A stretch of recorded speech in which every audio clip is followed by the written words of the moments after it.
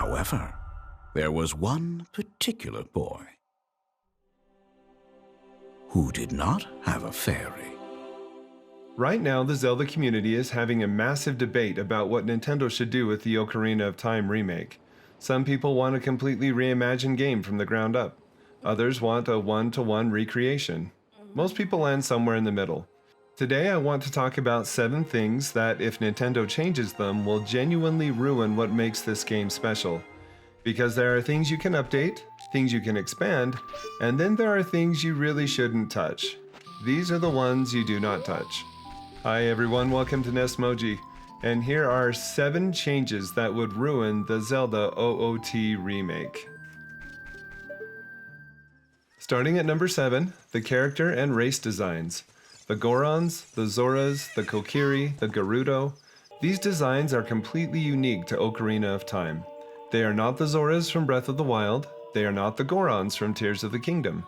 Ocarina of Time's visual language is its own world with its own aesthetic, and that aesthetic is what millions of people love from the 1998 version of Ocarina of Time.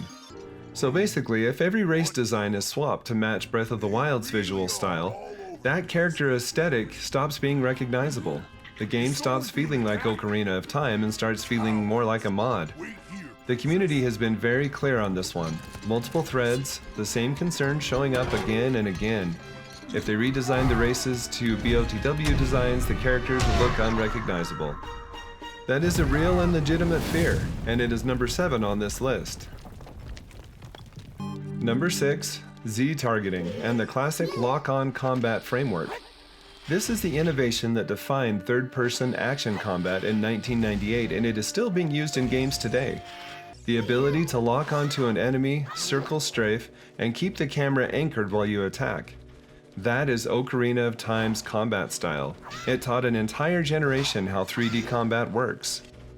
Think about what happens if that gets replaced with free aim combat like modern action games. The whole rhythm of the fights changes. The feel of the boss battles changes. The Water Temple, the Shadow Temple, Phantom Ganon in the Forest Temple, every encounter in OOT was designed around Z-targeting. Pull that out and you are not just changing a mechanic, you are rebuilding a different game on top of the original. Number 5, the linear dual timeline story structure. Number 5 is one that people worry about when they start the conversation about turning this into a Breath of the Wild style open world. The linear dual timeline structure is not a limitation of Ocarina of Time. It is the story. The entire emotional arc depends on following Link from child to adult in a specific order. You meet Soraya before you part ways with her. You see Hyrule Castle Town thriving before you see it destroyed. The contrast only works because of the sequence. A thread from the community said that it should still be recognizably Ocarina of Time. Same dungeons, same world. And while I believe that the dungeons and also the world, like Hyrule Field, could be open to some update interpretation, the moment you open-worldify OOT and let players tackle dungeons in any order, the story stops landing the same way. Some things need a before and after to hit. This game is built on that.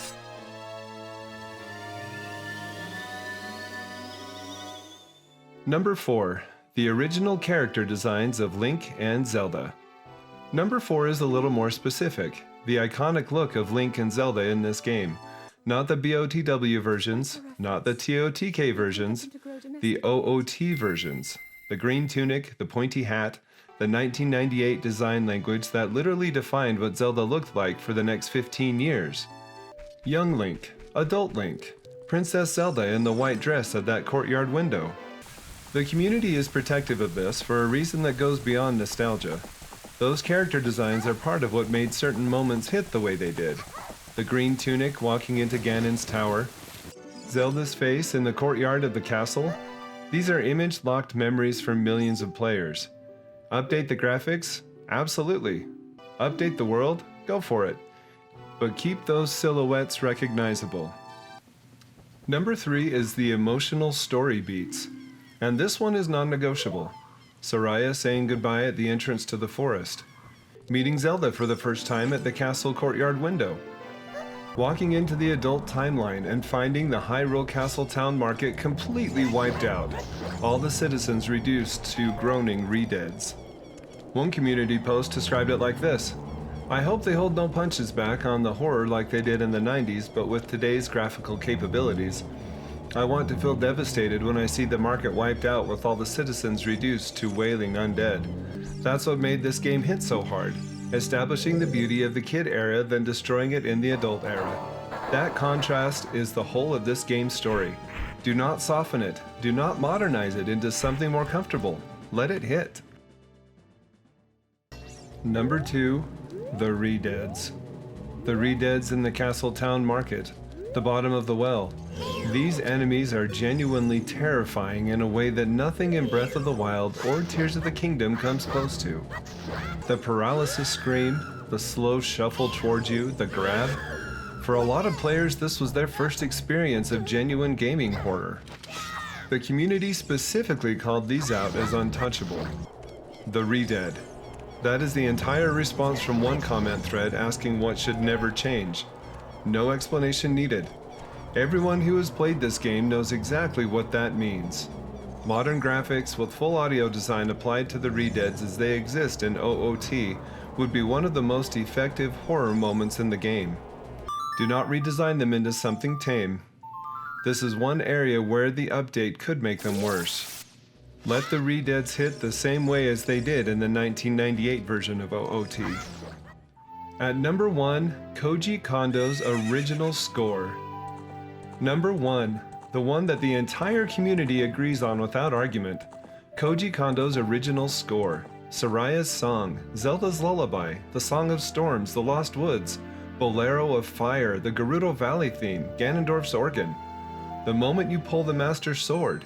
Every single one of these pieces is so deeply embedded in people's memories that they are not just music. They are emotional triggers. They are absolutely nostalgic. The OOT soundtrack is already one of the greatest video game soundtracks ever composed. There is no version of improving it that does not risk losing what makes it work. You can reorchestrate it for full surround sound. You can add new arrangements to new areas.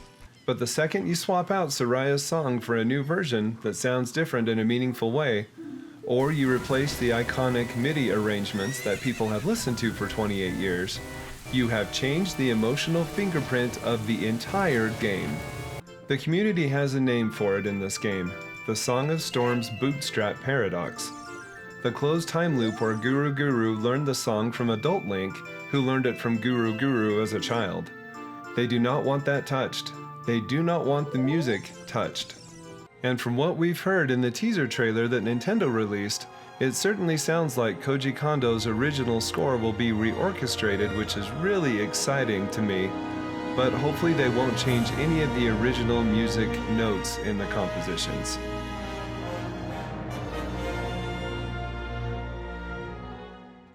So there you have it, the 7 changes that would genuinely ruin the OOT remake.